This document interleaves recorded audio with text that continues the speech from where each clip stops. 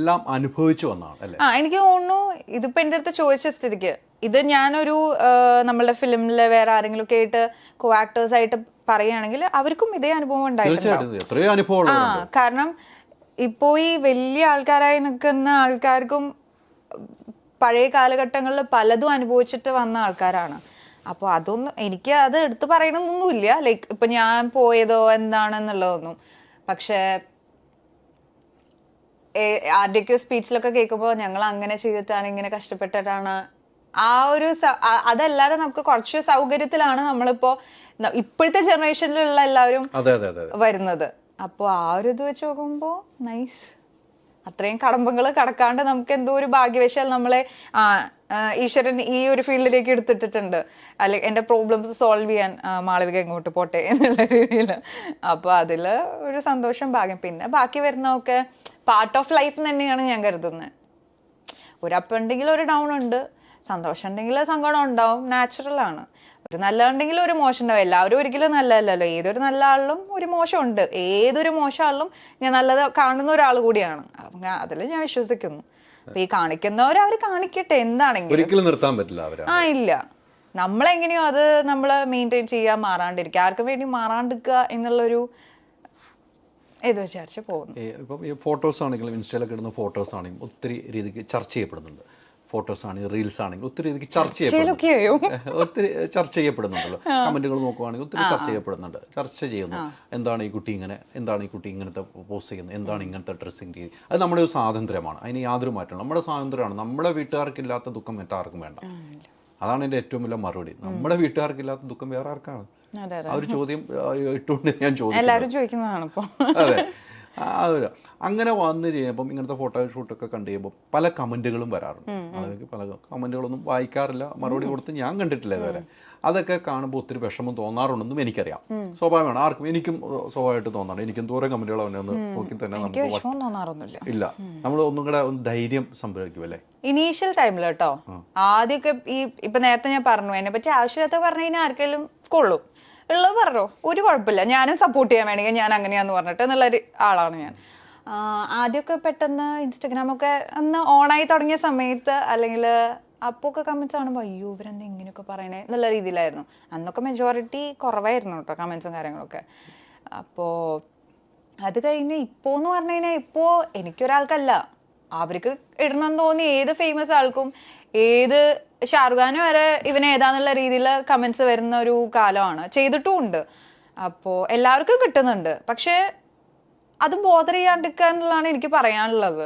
കാരണം അത് നമ്മളെ പരിചയമില്ലാത്ത, നമ്മളെ ഒന്നും അറിയാത്ത, ക്യാരക്ടർ വൈസ് എങ്ങനെയാണെന്നൊന്നും അറിയാത്ത ഏതോ അവിടെ ഇരിക്കുന്ന ഒരാൾ നമ്മളെ പറ്റി അനാവശ്യം പറയുമ്പോൾ അത് നമ്മൾ വായിച്ച ഹേർട്ടാവേണ്ട കാര്യം എന്താ?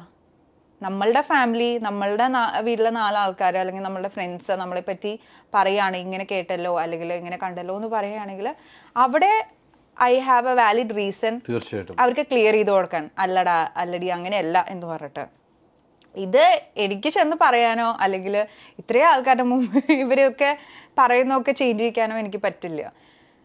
കമൻസ് ഞാൻ നോക്കാറില്ല, കമൻസ് കൊടുത്തിട്ടുണ്ട് തിരിച്ച്. അത്രയും അൺസൈക്കബിൾ ആയി കഴിഞ്ഞ് കഴിഞ്ഞാൽ മാത്രം മേ ബി എൻ്റെ വീട്ടുകാർ പറഞ്ഞിട്ടുണ്ടെങ്കിൽ ഞാൻ അത് കമൻറ്റ് ചെയ്തിട്ടുണ്ട്. പക്ഷെ പേഴ്സണലി എനിക്ക് വലിയ താല്പര്യമില്ല. പറയാൻ തുടങ്ങി കഴിഞ്ഞ് കഴിഞ്ഞാൽ ഞാൻ മാക്സിമം ഉണ്ടാക്കും. എന്തെങ്കിലും പറഞ്ഞ ഒരൊറ്റ വാക്കായിരിക്കും പറയാം, പിന്നെ അവരാലോചിക്കുക എൻ്റെ അടുത്ത് എന്തെങ്കിലും പറയണം എന്നുള്ള രീതിയിൽ. പറയാറില്ല, അങ്ങനെ സിറ്റുവേഷൻസ് വരുത്താറില്ല ഞാൻ. അപ്പോൾ മാക്സിമം ഞാൻ ബോധേഡ് അല്ല. അങ്ങനെ ഒരു കമന്റ് കൊടുക്കണമെന്ന് തീരുമാനിച്ച കമന്റ് അത്രയും മനസ്സിന് ആഴത്തിൽ ദുഃഖം വന്നപ്പോഴായിരിക്കുമല്ലോ അല്ലേ? അതെ, അല്ലാണ്ട് നിസ്സാരം. അവർക്ക് അറ്റൻഷന് വേണ്ടിയിട്ട് പലരും ഇപ്പോഴും കമന്റ് ചെയ്യുന്നുണ്ടല്ലോ, എല്ലാവർക്കും, എനിക്കെന്നല്ല. അപ്പോൾ അതിനൊന്നും ചുമ്മാ ബോധേഡായിട്ട് നിൽക്കാറില്ല. പിന്നെ ഇതൊരു ഗ്യാങ് പോലെ ഇറങ്ങിക്കാൻ തോന്നാറുണ്ട്. സ്പെഷ്യലി എനിക്ക് എടുത്ത് പറയേണ്ട, മേ ബി ഞാൻ ഏതെങ്കിലും ഒരു വർക്കിൻ്റെ ഒക്കെ പോസ്റ്റ് ഇടുമ്പോഴോ, ഇപ്പോൾ ഇനോഗ്രേഷൻ്റെ ഏതെങ്കിലും നമുക്ക് നമ്മൾ പറഞ്ഞിട്ടുണ്ടാവും അവരുടെ വീഡിയോ നമ്മൾ പോസ്റ്റ് ചെയ്യണം, അങ്ങനെ എന്തെങ്കിലും പറഞ്ഞു അതിൻ്റെ ഇടയിലായിരിക്കും ഏറ്റവും കമൻസ് വന്ന് വരിക എന്തോ. എന്നിട്ട് എൻ്റെ വീട്ടിൽ നിന്ന് ചെന്ന് ചോദിച്ചിട്ടും ഉണ്ട്. അതായത് ഈ കമൻറ്റ് ചെയ്യുന്ന പ്രൊഫൈല് കാണുന്ന തലയും പ്രൊഫൈലും ഫോട്ടോസൊക്കെ ഉള്ള ഒരാളുടെ അടുത്ത് ചെന്ന് ചോദിച്ചു, നേരിട്ട് അല്ല ഓൺ അവര് കമന്റ് ചെയ്ത് ആ പ്രൊഫൈലിൽ ചെന്ന് ചോദിച്ചു, മാളവിക നിങ്ങൾക്ക് എന്തെങ്കിലും ബുദ്ധിമുട്ട് ചെയ്തിട്ടുണ്ടോ നിങ്ങളുടെ കുടുംബത്തിനോ അല്ലെങ്കിൽ എന്തെങ്കിലും. അപ്പോൾ പലരുടെയും ഓരോരുത്തരുടെ അഭിപ്രായങ്ങൾ എന്ന് പറഞ്ഞാൽ ഇല്ല എനിക്ക് അവിടെ വന്നു കഴിഞ്ഞാൽ അറ്റൻഷൻ കിട്ടും, കുറച്ച് ലൈക്ക് കിട്ടും എന്നൊക്കെ പറയുന്നവരും ഉണ്ട്. പിന്നെ എന്തോ ഒന്നുണ്ടായിരുന്നല്ലോ, വേറൊരുത്തൻ വന്ന് ഇങ്ങനെ കമന്റ് ചെയ്ത് കണ്ടു, അല്ലെങ്കിൽ വേറൊരുത്തൻ ഇങ്ങനെ പറയുന്നത് കേട്ടു, അപ്പൊ പിന്നെ ഞാൻ അവനെ സപ്പോർട്ട് ചെയ്താ. മാളവി എനിക്ക് പേഴ്സണലി അറിയൊന്നുമില്ല, മേ ബി നല്ല കുട്ടിയായിരിക്കും. സി ഓരോരുത്തരുടെ വ്യൂ ആണ്. അപ്പൊ അവരെന്തിനാ വന്ന് കമന്റ് ചെയ്യണേ അവർക്ക് തന്നെ അറിയില്ല. പിന്നെ കുറെ പേരുണ്ട് കേട്ടോ ഫ്രസ്ട്രേറ്റഡ് ആയിട്ടുള്ള ആൾക്കാർ. ചിലപ്പോൾ ചിലത് കാണുമ്പോൾ സഹിക്കാൻ പറ്റുന്നുണ്ടാവില്ല, ചിലപ്പോൾ അവരുടെ വീട്ടില് അല്ലെങ്കിൽ ഇഷ്യൂസോ അല്ലെങ്കിൽ എന്തെങ്കിലുമൊക്കെ കാരണം കൊണ്ട്, വേറെ മോസ്റ്റ്ലി പണിയില്ലാത്തവരാണല്ലോ ഇത് ചെയ്യണായിരുന്നു. ഇപ്പൊ പണിയുള്ള ഒരാളാണെങ്കിൽ നമ്മളിരുന്ന് കൂത്തിയിരുന്ന് കമന്റ് ചെയ്യൂ? ഇല്ലല്ലോ. അപ്പോ അങ്ങനെയുള്ളവരുടെ കമന്റ്സ് നോക്കി നമ്മൾ വിഷമിക്കേണ്ട എന്താ കാര്യം? വീട്ടിൽ അച്ഛനും അമ്മയൊക്കെ എന്തെങ്കിലുമൊക്കെ നമ്മൾ പറയണമെങ്കിൽ, നീ ചെയ്തത് ശരിയല്ല എന്ന് പറയണമെങ്കിൽ നമുക്ക് തിരിച്ച് പറഞ്ഞ് മനസ്സിലാക്കി കൊടുക്കണം. അല്ലെങ്കിൽ തെറ്റാണെങ്കിൽ നമ്മൾ അത് മനസ്സിലാക്കണം. തീർച്ചയായിട്ടും മറ്റുള്ളവരുടെ കാര്യത്തിൽ തിരുത്താൻ നിൽക്കേണ്ട. പിന്നെ ഇപ്പോൾ ഡ്രസ്സിന്റെയും കാര്യങ്ങളും ചോദിച്ചു. കണ്ടിടത്തോളം എനിക്ക് തോന്നിയിട്ടുള്ളത്, ഒരു പബ്ലിക് ഫിഗർ അല്ലെങ്കിൽ ഒരു സെലിബ്രിറ്റി എന്നുള്ളൊരു ലേബിള് നമ്മളെ പോലെയുള്ള പലർക്കും ഉള്ളതുകൊണ്ടാണ് ഇത്രയും എഫക്റ്റഡ് ആയിട്ട് വരണേന്ന് തോന്നിയിട്ടുണ്ട്. നമ്മളെ പോലെ സാധാരണ കുട്ടികൾ തന്നെ കൊച്ചിയിലും ഏതൊരു സ്ഥലത്ത് ചെന്നാലും അവർക്ക് കംഫർട്ടബിൾ ആയിട്ടുള്ള അല്ലെങ്കിൽ അവർക്ക് സ്റ്റൈലിഷ് ആയിട്ടുള്ള അവർക്ക് ഇഷ്ടമുള്ള ഡ്രസ്സുകൾ അണിയുന്നൊരു ജനറേഷനാണത്. അപ്പോ അത് അവർക്ക് കാണുമ്പോൾ പ്രശ്നമില്ലെങ്കിൽ പിന്നെ ഇത് കാണുമ്പോൾ എങ്ങനെയാ പ്രശ്നം ഉണ്ടാവും എനിക്ക് ഒട്ടും മനസ്സിലാവില്ല അവിടുത്തെ ലോജിക്ക് എന്താണ്. ഒരു പക്ഷെ നമ്മളെക്കാളും അടിപൊളിയായിട്ട് സുന്ദരി സുന്ദരന്മാര് സ്റ്റൈലിഷ് ആയിട്ട് എക്സ്പോസ്ഡ് ആയിട്ട് നടക്കുന്നുണ്ട്. അത് അവർക്ക് പ്രശ്നമില്ല, പിന്നെ ഇത് പ്രശ്നമാണോ? അപ്പൊ അതൊന്നും ഞാൻ ഡീപ്പായിട്ട് ചിന്തിക്കാറില്ല. ഈ പറഞ്ഞ പോലെ എന്റെ വീട്ടില് അല്ലെങ്കിൽ എന്നെ ഇഷ്ടപ്പെടുന്ന ആൾക്കാർക്ക് അതൊരു പ്രശ്നമല്ലെങ്കിൽ ഇവർക്ക് എന്താണ് പ്രശ്നം? അവരോട് തിരുത്താൻ നമ്മൾ ബാധ്യസ്ഥനാണ്, അവരോട് പറഞ്ഞ് മനസ്സിലാക്കാൻ ബാധ്യസ്ഥനാണ്. അതാണ് നമ്മുടെ യാത്രയിൽ ചെയ്യേണ്ടത്. എനിക്ക് അവിടെ ഒരു ഇമ്പോർട്ടൻസ് തോന്നിയിട്ടില്ല. ലോജിക് ഇല്ല ചോദിക്കുന്നതിൽ. അതെ. വീട്ടിലെങ്ങനെയാണ് ഇതൊക്കെ കണ്ടു കഴിയുമ്പോൾ? ഇപ്പൊ നേരത്തെ പറഞ്ഞല്ലോ വീട്ടുകാർ ഒക്കെ അവരും ഒത്തിരി വിഷമിക്കുന്നുണ്ടാവുമല്ലോ. അവർക്കാണ് എഫക്ട് ചെയ്യുമ്പോൾ ഞാൻ ഈ കമന്റ്സ് ഒക്കെ കേൾക്കുന്നേ. അവരങ്ങനെ കമന്റ് ചെയ്തിട്ടുണ്ടല്ലോ, അല്ലാതെ ഞാനായിട്ട് പോയി ചെക്ക് ചെയ്യലോ ഒന്നുമില്ല. വീട്ടില് ഒബ്വിയസ്ലി വിഷമാവും. അവരവരുടെ കുട്ടിയെ പറയുമ്പോൾ ആർക്കായാലും വിഷമാവുമല്ലോ. ഇപ്പൊ നിങ്ങളുടെ വീട്ടിലായാലും അതന്നെയല്ലേ അവസ്ഥ. അപ്പൊ പറയാറുണ്ട്. പക്ഷെ അവരും ആ സമയത്ത് എന്തെങ്കിലും അതിനെപ്പറ്റി പറയുന്നല്ലാതെ പിന്നെ ഞാൻ പറയും എന്തിനാ വായിക്കാൻ പോണേ, എന്തിനാ ഇതൊക്കെ കേൾക്കാൻ പോണേന്ന് ഞാൻ ചോദിക്കും. അതൊന്നും കേൾക്കേണ്ട ആവശ്യമില്ല, നോക്കുകയും ചെയ്യരുത്, അതൊന്നും ബോധറാവണ്ടെന്ന് ഞാൻ പറയാം. എന്തെങ്കിലും ഉണ്ടെങ്കിൽ നിങ്ങളൊരു ഫേക്ക് അക്കൗണ്ട് എടുത്തിട്ട് നിങ്ങൾ തിരിച്ചു കൊടുക്കാൻ പറയും. ഞാൻ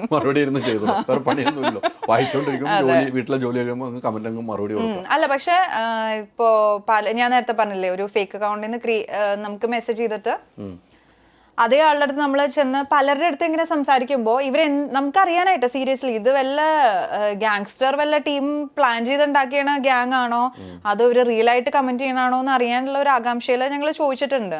എന്തുകൊണ്ടാണ് നിങ്ങൾ ഇങ്ങനെ ചെയ്യുന്നേ എന്നുള്ളത്, ഇത്രയും നെഗറ്റീവ് കമന്റ്സ് എന്തുകൊണ്ടാണ്, മാളവികയോട് എന്താണ് നിങ്ങൾക്ക് ഇത്ര വിരോധം, അല്ലെങ്കിൽ മറ്റൊരു സെലിബ്രിറ്റി ഇങ്ങനെ ഒരു പോസ്റ്റ് ഇടുമ്പോൾ നിങ്ങൾക്ക് എന്താണ് ഒരു ചൊറിച്ചിൽ എന്നുള്ളത്.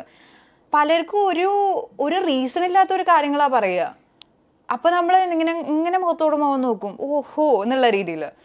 അപ്പൊ അത്രേ ഉള്ളൂ. ഇവര് മീഡിയയില് കുറച്ച് ഫേമസ് ആവണം, അല്ലെങ്കിൽ എന്തോ ഒരു ചൊറിച്ചിൽ. ഏതിനോ റിപ്ലൈ കൊടുത്തപ്പോ അവര് ഓൾറെഡി പറഞ്ഞു, അതിന് നമ്മൾ റിപ്ലൈ കൊടുത്തു. എന്നിട്ട് ലാസ്റ്റ് കമന്റ് ഒരു സെഗ്മെന്റ് കഴിഞ്ഞു കേട്ടോ. എന്നെ സപ്പോർട്ട് ചെയ്യുന്ന ആൾക്കാരൊക്കെ വന്നിട്ട് അപ്പൊ ആദ്യം കമന്റ് ചെയ്തവൻ ചോദിക്കുക എന്റെ അടുത്ത് ചൊറിയാ വന്ന് ഇങ്ങനെ ഇരിക്കുന്നു, ഇങ്ങോട്ട് കമന്റ് ചെയ്തിട്ട് ആലോചിച്ചു. അപ്പോ അപ്പുറത്ത് പറയുന്ന ആൾക്കെങ്കിലും പറയുന്ന ആൾക്കാരോട് കുറച്ചെങ്കിലും ബോധമുണ്ടെങ്കിലല്ലേ നമ്മൾ പറഞ്ഞിട്ട് കാര്യമുള്ളൂ.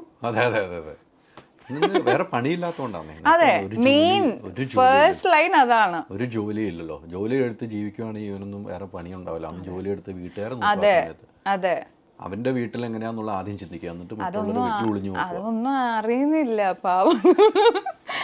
അത് ചിന്തിക്കുന്നേ ഇല്ല. പാവങ്ങളാണെന്ന് തോന്നുന്നു, ചിന്തിക്കുന്നില്ല.